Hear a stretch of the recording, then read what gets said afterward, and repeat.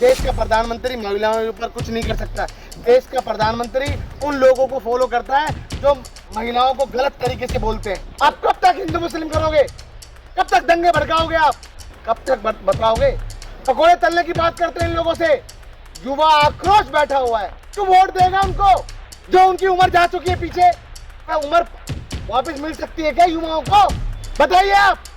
22 साल की उम्र में युवाओं ने वोट दिया था, 20 साल की उम्र में युवाओं ने वोट दिया था, आज 32 साल की उम्र हो गई उनकी। एक गरीब के बच्चे को आप डंडा पकड़ा के भेजते हो, दंगे कराने के लिए भेजते हो आप। बताइए आप आपके बच्चे कितना जाते हैं?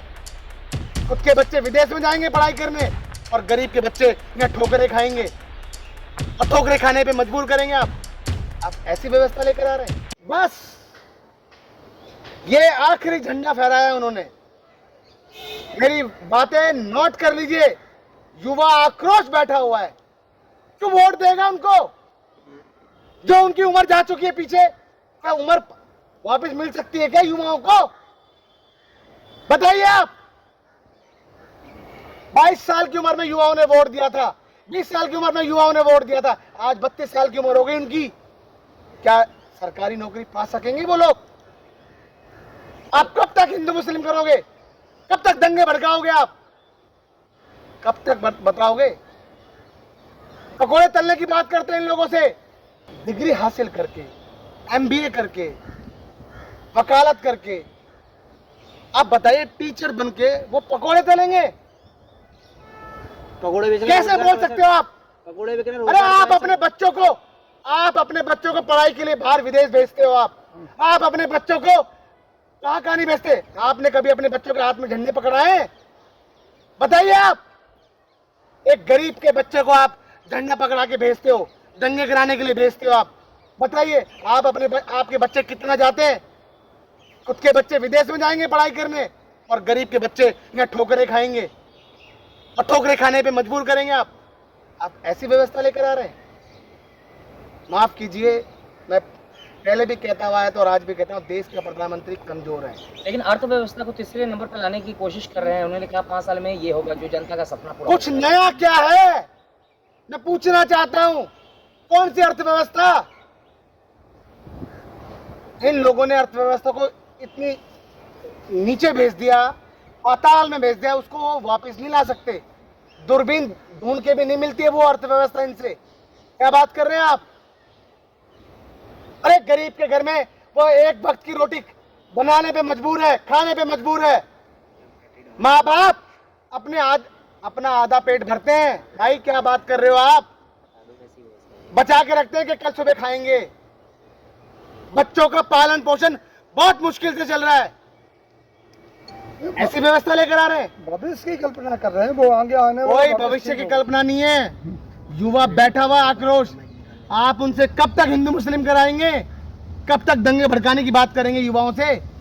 अरे युवाओं की ये गलती है कि आपको चुन के संसद में भेजा है। युवाओं की ये गलती है कि आपको प्रधानमंत्री बना के भेजा है, आपको पूर्ण बहुमत की सरकार बना के भेजा है। युवाओं की ये गलती है क्या? नहीं, युवाओं की ये गलती है कि देश का प्रधानमंत्री महिलाओं के ऊपर कुछ नहीं कर सकता। देश का प्रधानमंत्री उन लोगों को फॉलो करता है जो महिलाओं को गलत तरीके से बोलते हैं। अच्छा जेपी साहब, बताओ ऐसे चलेगा देश? अच्छा एक सवाल है अरे विजन होना चाहिए। विजन ये कि रोजगार के अवसर कब पैदा करेंगे आप? एक सवाल है 10 साल हो गए, 10वां साल, याद रखिए 10 साल बहुत होते हैं।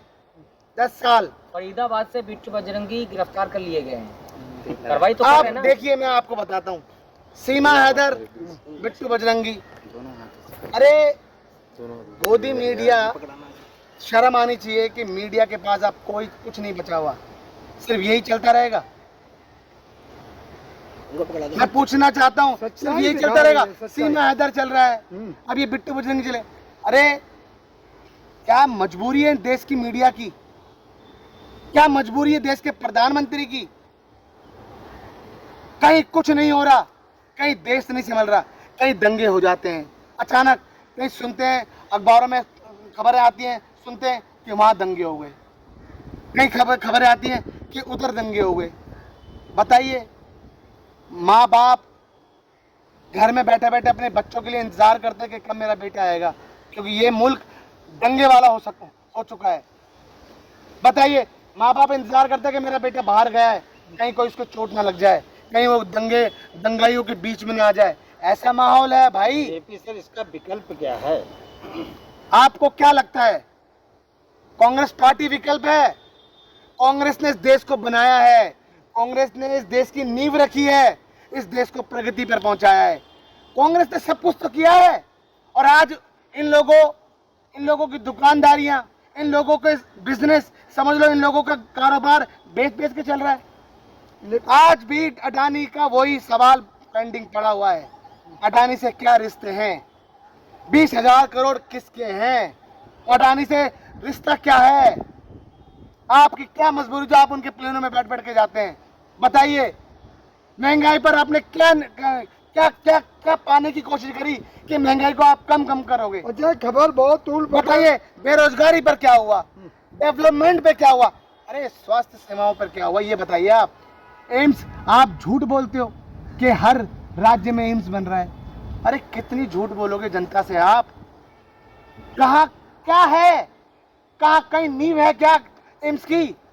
कितना झूठ बोलते हैं आप। मोदी जी की उपलब्धि अगर गिनाएं तो देखिए, नई शिक्षा नीति के तहत जो एमबीबीएस भी लोग अब जो है हिंदी में मतलब पढ़ सकेगा, कोई जो गरीब का बच्चा।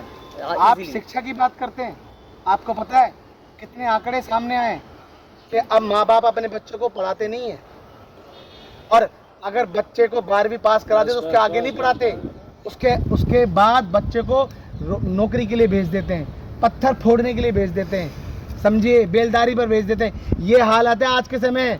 अगर ये पढ़ने की बात कर देना तो रोजगार मांगेगा युवा, इसलिए इन्होंने शिक्षा को इतना महंगा कर दिया कि ना तो वो युवा पढ़ेगा और ना ही इनसे रोजगार की और क्या नाम है, नौकरी की बात करेगा।